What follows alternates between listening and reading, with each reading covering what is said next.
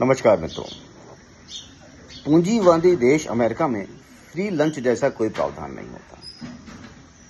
वहां हर चीज की कीमत तय होती है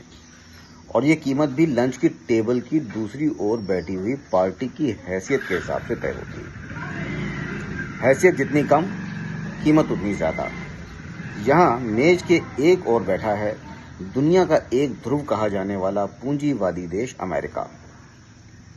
और दूसरी ओर बैठा है आतंकवाद को अपनी अर्थव्यवस्था बनाने की कोशिशों में लगा और खुद अमेरिका को ही यहूदियों और ईसाइयों यानी गैर मुस्लिमों, काफिरों का देश मानने वाला मौकापरस्त मुल्क पाकिस्तान, जिसकी 80% अर्थव्यवस्था कर्जे में डूबी है और रोटी से लेकर बोटी तक के दाम तय करने के लिए जिस देश में सरकार को सामने आना पड़ता है, तो इस लंच की कीमत तो पाकिस्तान को चुकानी पड़ेगी। अमेरिका की दुविधा यह है कि पाकिस्तान की सरजमी, जहां आतंकवाद की विष बेल बड़ी आसानी से बढ़ती हो और जहां पर उसने पश्चिमी एशिया में अपने पांव जमाने के लिए न्यूक्लियर फैसिलिटी पहले से बना रखी हो, वो पाकिस्तान कहीं इस इजराइल ईरान युद्ध के दौरान वो परमाणु शक्ति कहीं अपने मुस्लिम भाईचारे के चलते ईरान के हाथों में ना दे दे।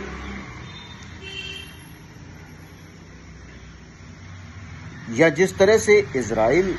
ईरान के न्यूक्लियर मंसूबों को इस आधार पर तहस नहस करना चाहता है या करने के मंसूबे रखता है कि ईरान में हूती, हिजबुल्ला,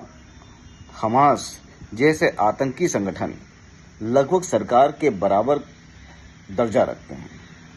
उनके हाथ ये परमाणु हथियार न लग जाएं, तो इस आधार पे तो पाकिस्तान पूरी दुनिया के लिए सबसे बड़ा खतरा है, क्योंकि उसके पास हैसियत से ज्यादा परमाणु हथियार हैं और आतंकी संगठन पाकिस्तान की घरेलू अर्थव्यवस्था और जीवन शैली का एक हिस्सा है। इस संभावना से भी इनकार नहीं किया जा सकता कि लाख चेतावनी देने के बाद भी हमलावर ईरान को सबक सिखाने के लिए अमेरिका पाकिस्तान स्थित अपने परमाणु ठिकानों से आगे चलकर ईरान पर हमला करे और उसके पाकिस्तान को इस लंच की कीमत तब चुकानी पड़ेगी, क्योंकि पाकिस्तान की इतनी हैसियत नहीं कि वो अमेरिका को ना कर सके। जिस तरह की स्पष्ट ना हाल ही में भारत के प्रधानमंत्री ने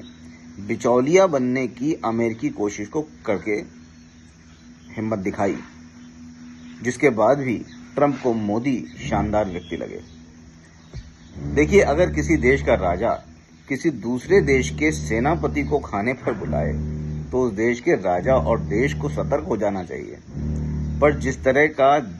दिशाहीन मुल्क पाकिस्तान है, वहां इस बात को लेकर हर्ष है कि आज मुनीर को डोनाल्ड ट्रंप ने खाने पर बुलाया। और पाकिस्तानियों को तो ये बात बड़ी आसानी से समझ आ जानी चाहिए कि कुर्बानी से पहले बकरे की खातिरदारी करना एक सामान्य प्रक्रिया है, पर पाकिस्तान का ऐसे माहौल में खुश होना और इसको अपनी सामरिक जीत बताना एक अदूरदर्शी विचारधारा है, जिसकी कीमत जल्द ही हम पाकिस्तान को चुकाते देखेंगे और पाकिस्तान की आवाम फिर इस कीमत की बोझ के तले दबने को तैयार रहे। जय हिंद, जय भारत।